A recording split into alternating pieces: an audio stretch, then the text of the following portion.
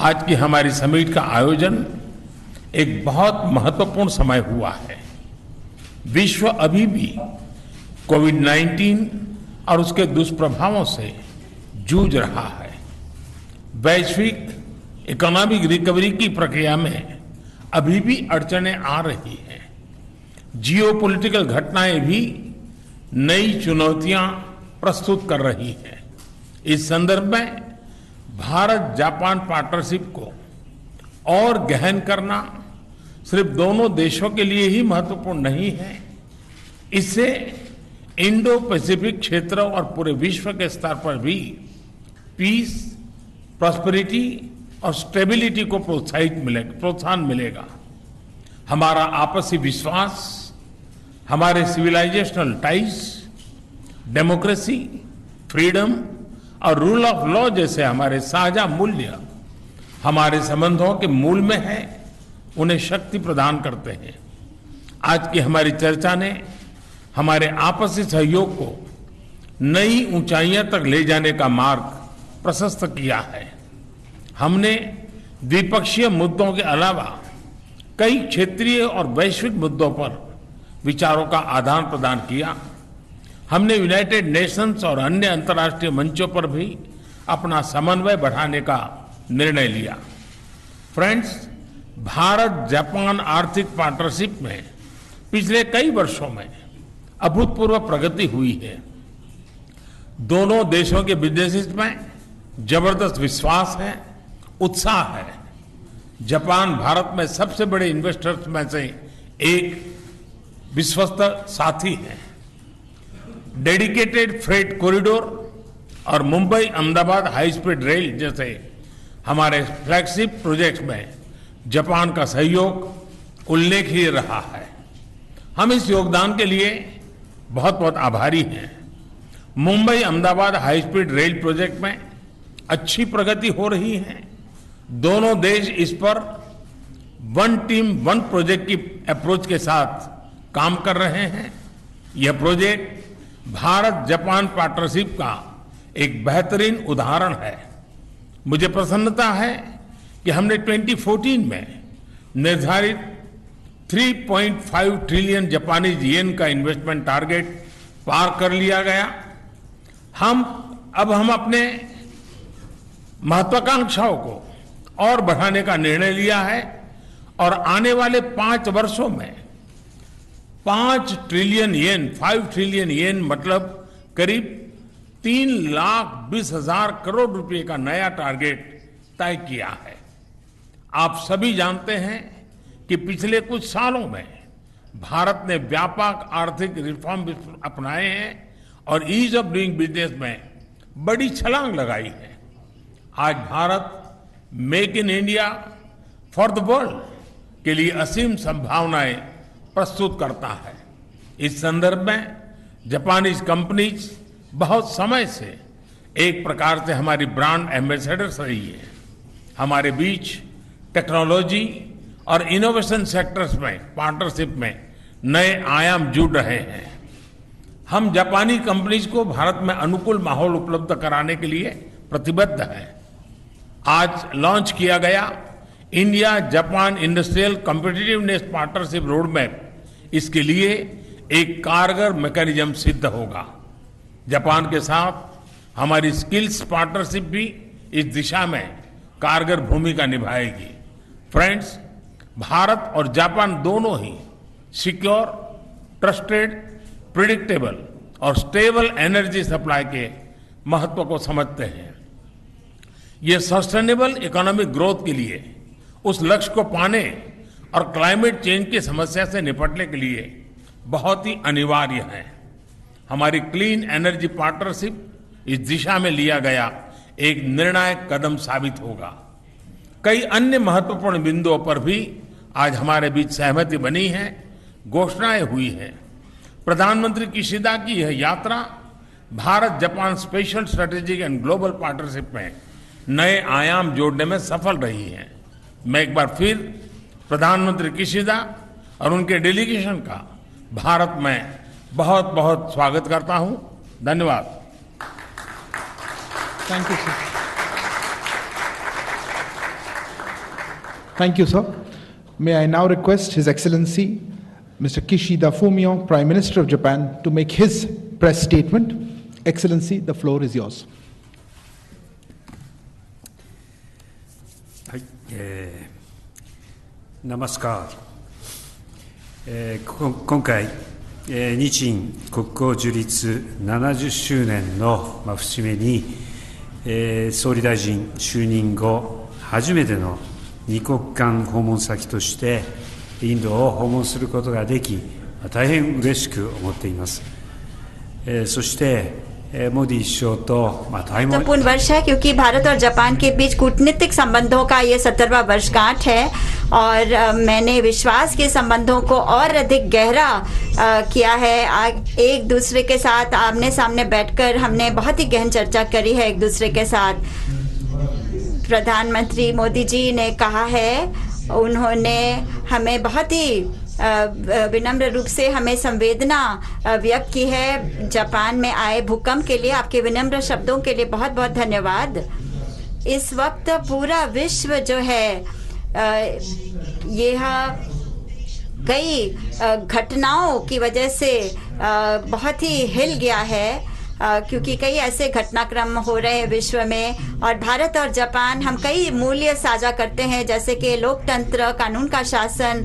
तो बहुत ज़रूरी है कि हम निकट साझेदारी करें और द्विपक्षीय संबंधों के माध्यम से और कई अन्य मंचों में जैसे कि क्वाड मंच प्रारूप में, ताकि हम एक खुला और मुक्त हिंद प्रशांत क्षेत्र को सुनिश्चित कर सकें।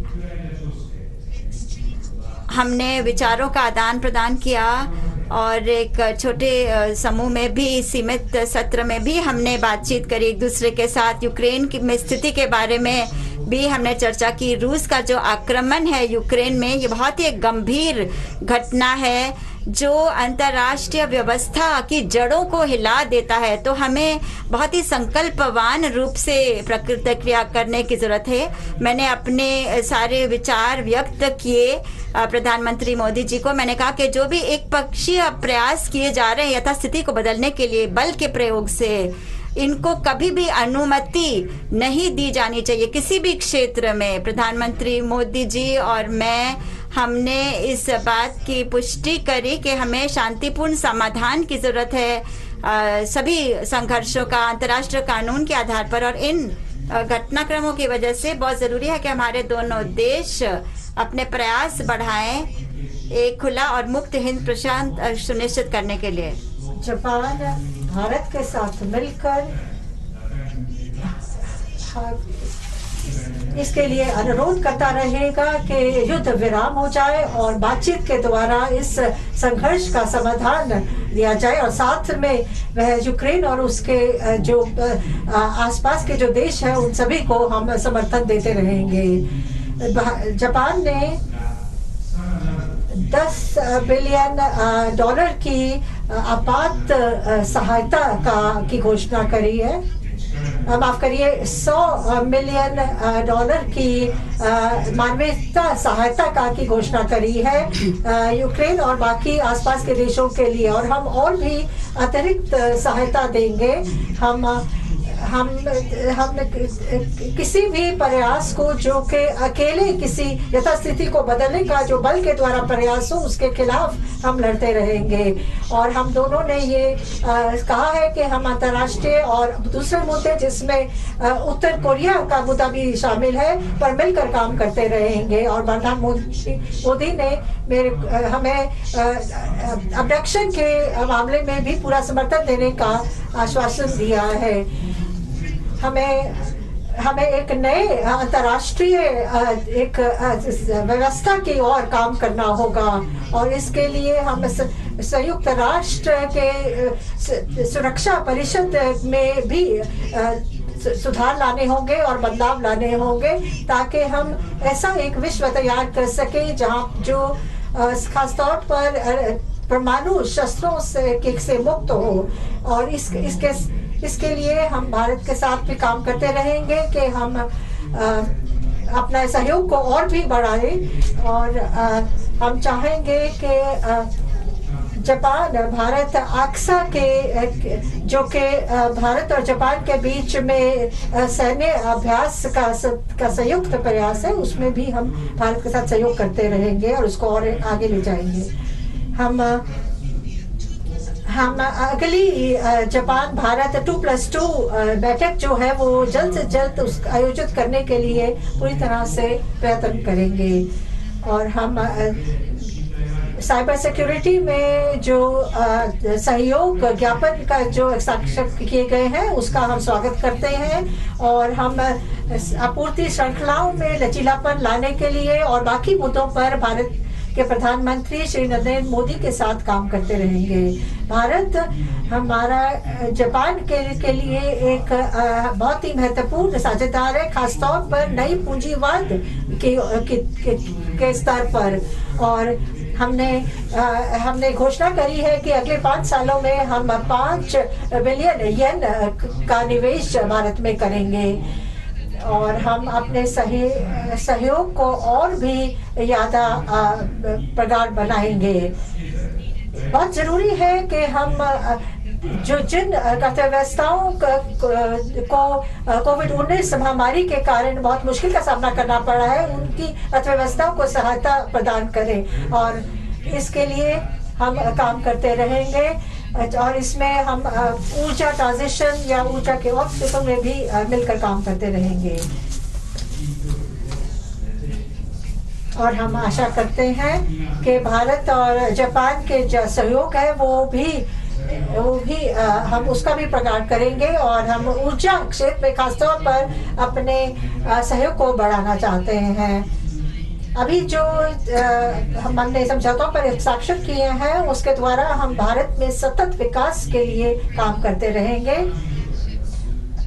भारत जापान की जो प्रमुख योजनाएं हैं उनमें भी हम अपना सहयोग को और बढ़ाएंगे और खासतौर पर हम भारत के उत्तर पूर्वी क्षेत्र में सतत विकास के लिए पूरी तरह से प्रतिबद्ध हैं।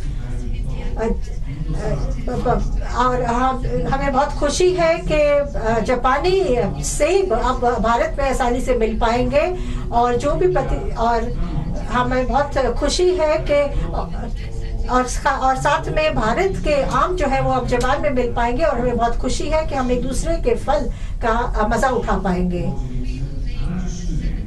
हम अपने कूटनीतिक संबंधों की 70वीं वर्षगांठ पर हम इसको मिलकर इसको मनाएंगे और इससे हम लोगों के बीच में खासतौर पर युवा और जो स्पोर्ट्स के क्षेत्र में जो लोग हैं उनके बीच में आदान प्रदान को हम और बढ़ावा देंगे ताकि इससे हमारे लोगों के बीच में भी जो संबंध है वो और ज्यादा सुदृढ़ बने।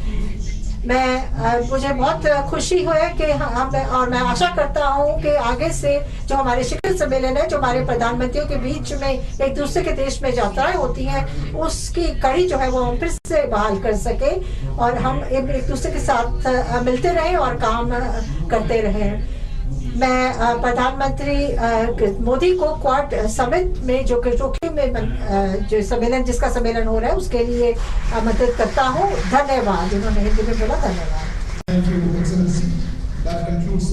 बहुत बहुत धन्यवाद। अब ये प्रेस वक्तव्य समाप्त होता है और बहुत आप बैठे रहिए जब तक कि प्रधानमंत्री यहाँ से पधार न ले।